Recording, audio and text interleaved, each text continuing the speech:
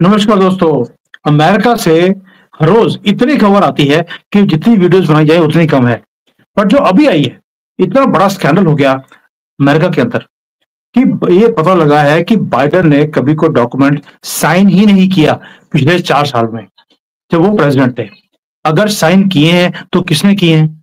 और ये दुनिया का यानी कि बिगेस्ट कॉन आर्टिस्ट बना है बाइडेन अमेरिकन हिस्ट्री में। ये है बाइडेन का ऑटो पेन स्कैंडल। अब ये ऑटो पेन होता क्या है? ऑटो पेन होता है दोस्तों एक मशीन जिसके अंदर पेन लगा होता है और वो ऑटोमेटिकली साइन करती रहती है according to the signatures given. ये पेन हर एक डॉक्यूमेंट के ऊपर आप यूज कर सकते हैं और ये अमेरिका में पहली बार नहीं हो रहा, पहले भी हुआ था। 1950s में इसे यूज किया गया था पहली बार। जैसे निक्सन के ये साइन है, रोनाल्ड रेगन के साइन है, वो अपना मशीन अपने साइन कर देती है। जो ये मार्केटिंग कंपनीज होती हैं वो इस ऑटो पेन की मशीन को यूज भी करती हैं पोस्टर्स के ऊपर साइन करने के लिए, है ना, मर्केंडाइज के ऊपर साइन करने के लिए, और उसे आगे बेचा जाता है। लेकिन what if the president of United states उसने कभी कोई डॉक्यूमेंट साइन ही ना किया हो और most powerful office in the world was being controlled by not by the person like Biden but by a machine and by people behind the machine। यानी कि जो लोग इस मशीन के पीछे बैठे हुए थे वो डिसाइड करते थे कौन से डॉक्यूमेंट के ऊपर साइन करने हैं, कौन से नहीं करने हैं। और इसी स्टोरी को अब खोलेंगे कि अमेरिकन पॉलिटिकल हिस्ट्री में ऐसा कभी हुआ ही नहीं। बिगेस्ट ग्रेटेस्ट कौन जॉब जिसने बेवकूफ बनाया पूरी दुनिया को। कितने लॉस इन्होंने बना दिए सिर्फ ऑटो पेन से। मार्च 2025 इसके अंदर ये पूरा ट्रुथ बाहर निकला और ये हेरिटेज फाउंडेशन कोई ओवरसाइट प्रोजेक्ट है, उसके अंदर इस बॉम्बशेल इन्वेस्टिगेशन को रिवील किया गया। आप गूगल पे जाकर इसे सर्च कर सकते हैं। Something shocking. Virtually every document जो साइन किया गया था जो बाइडेन की प्रेसिडेंसी के अंदर, वो उसने साइन नहीं किया बट ऑटो पेन ने साइन किया है। यानी कि एक रोबोटिक सिग्नेचर मशीन ऐसी। जस्ट एक डॉक्यूमेंट है जो उसने साइन किया है, जो जो बाइडेन के एक्चुअल सिग्नेचर है। वो था डॉक्यूमेंट जिसके ऊपर उसने बोला था कि मैं 2024 के इलेक्शंस में नहीं लड़ूंगा। Except that everything else was signed by him. Let that sink in. Implications कितने हैं? स्टैगरिंग। और ये कोई ये नहीं है कि लेजी गवर्नेंस है कि भैया उसने बोला कि फर्क पड़ता है अगर कोई मशीन साइन कर देगी। ये कोई tired old man avoiding paper work नहीं है, अमेरिकन प्रेसिडेंट की बात कर रहे हैं। इसका मतलब है कि जितने एग्जीक्यूटिव ऑर्डर्स, जितने लोगों को इसने माफी दे दी, फांसी पे चढ़ने वाले थे उनको माफ कर दिया। हर लॉ, हर पॉलिसी वो कॉन्स्टिट्यूशनली वॉइड हो गई। यानी कि अब उसकी कोई अहमियत ही नहीं है। And the real kicker is Joe Biden, उसको पता ही नहीं था कि कौन से डॉक्यूमेंट्स के ऊपर ऑटो पेन से डॉक्यूमेंट साइन हो रहे हैं। आपको याद होगा एक इंटरव्यू आई थी माइक जॉनसन की।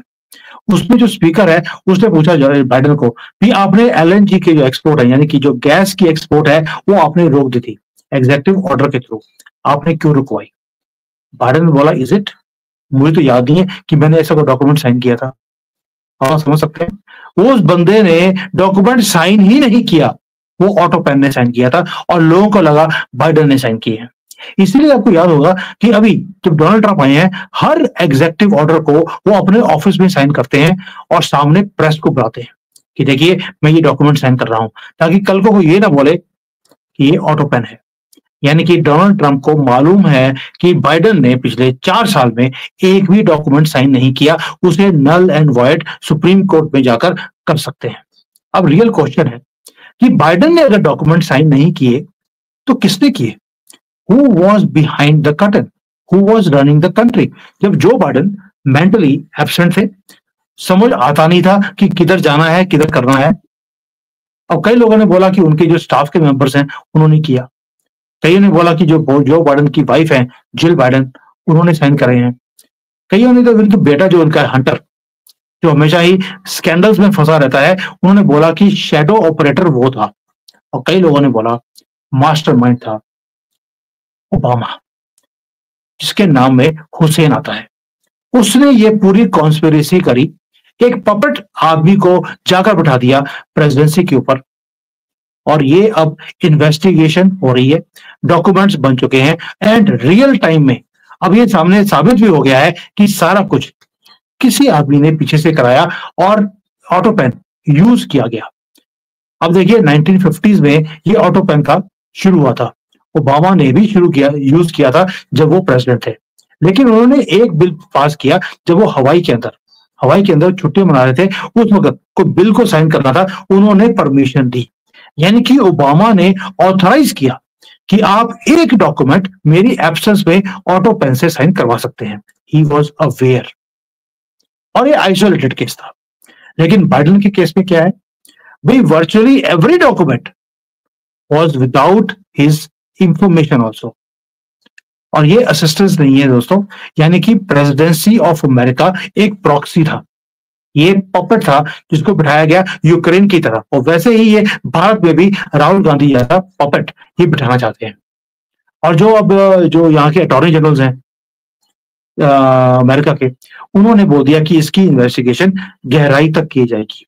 जो डिपार्टमेंट ऑफ जस्टिस है, उन्होंने बोल दिया कि अब हम ये चेक करेंगे कि क्या जो मेंटल इनकैपेबिलिटी थी प्रेसिडेंट की, उसके कारण जो ब्यूरोक्रेट्स हैं जो कि इलेक्टेड नहीं है, क्या वो गवर्नमेंट को रन करते रहे शैडो में रहकर।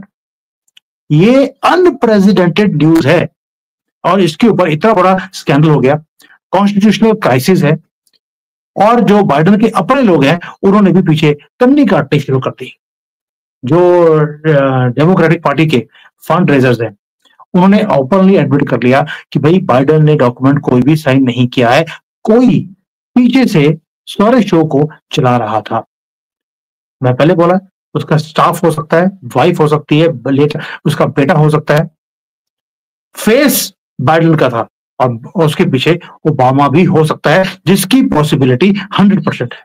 सभी बोलते थे ओबामा का ये थर्ड टर्म था। और जो अमेरिका की जो कॉन्स्टिट्यूशन है, उसके अंदर 25th अमेंडमेंट के अंदर ये है कि अगर प्रेसिडेंट इनकेपेबल हो तो पावर को ट्रांसफर कर देना चाहिए किसी और के पास। लेकिन यहां पर क्या हुआ, उन्होंने 25th अमेंडमेंट को यूज नहीं किया, क्योंकि सबको मालूम था कि बाइडेन के पास दिमाग ही नहीं है। उन्होंने पावर को हाईजैक कर लिया, और यही लिबरांडो का सिस्टम होता है, जब खुद जीत नहीं सकते तो ये छीनते हैं पावर को, और उसके बाद पपट आदमी को बिठाकर पीछे से स्ट्रिंग्स को चलाते हैं।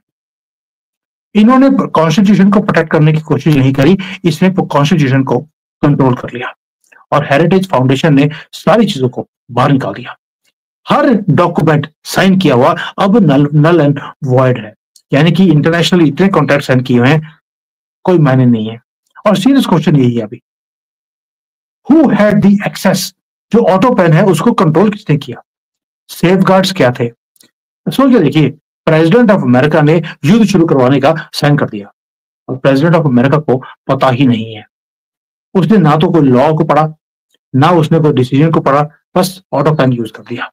He was not writing the orders, he was being signed for.